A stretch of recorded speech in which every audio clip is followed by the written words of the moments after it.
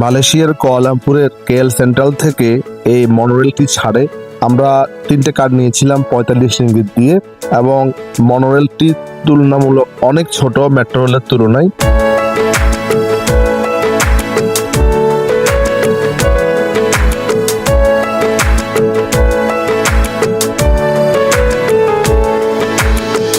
যাত্রী ধারণ সংখ্যা অনেক কম, মেট্রো রেলের তুলনায় অনেক স্লো মনে হয়েছে।